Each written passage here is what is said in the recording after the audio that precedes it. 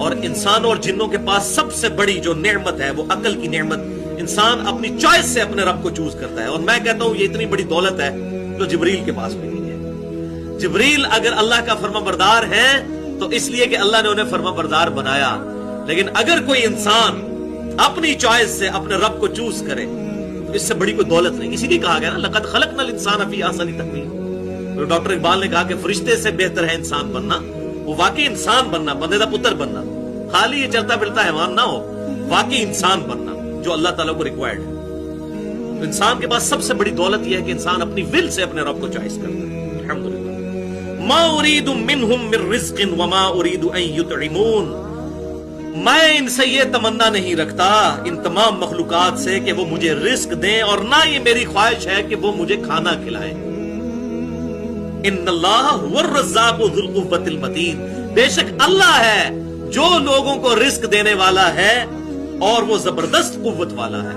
اللہ تعالیٰ فرماتا ہے یہ دیکھیں کیا اس میں لجاجت ہے, کس لیول پہ آگے بات سمجھائی جا رہی ہے. اللہ تعالیٰ فرما رہا ہے دیکھو میں تم سے نہ روٹی مانگتا ہوں نہ کھانا مانگتا ہوں, ایک بات مانگتا ہوں, میری عبادت کرو. حالانکہ اللہ تعالیٰ غنی ہے. یہ ہمارے فائدے کے لیے کہہ رہے ہیں. انشاءاللہ میں تقدیر کے مسئلے میں اگلی دفعہ بتاؤں گا. یہ اکثر لوگ کہہ رہے ہوتے ہیں نا جناب اللہ نے ساڑھی نمازیں نہیں چاہیے, تو اللہ نے کب کہا مجھے آپ کی نمازیں چاہیے.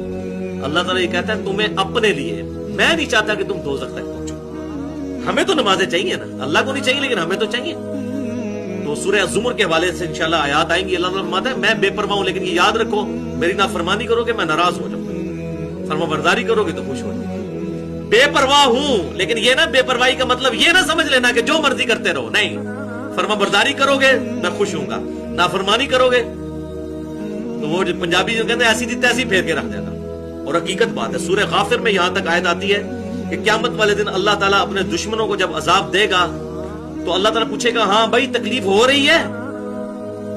سورۃ المؤمن بھی کہتے ہیں, سورہ غافر بھی سے کہتے ہیں, شروع میں ہی آتا ہے کہیں گے یا اللہ ہو رہی ہے. تو اللہ تعالیٰ فرمائے گا اس سے زیادہ مجھے تکلیف ہوتی تھی جب تمہیں دنیا میں میری طرف بلایا جاتا تھا اور تم گردانی کر جاتا تھا.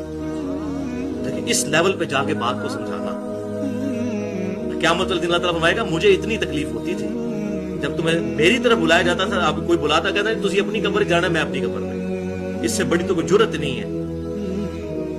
اس کی بجائے کوئی شخص یہ آپ کو آگے کہے کہ جناب یہ 7 والی گلی میں جو ہے وہ گورنمنٹ کی طرف سے اناؤنسمنٹ ہوئی ہے کہ جو جیلم کے جتنے شہری ہیں اپنا شناختی کارڈ دکھا کے 1-1 لاکھ روپے لے لیں, تو کوئی یہ نہیں کہے گا تو اپنی قبر جانا, میں اپنی قبر. کہیں گے جناب بڑی مہربانی جناب دس دیتا ہے, یہ کہیں گے نا.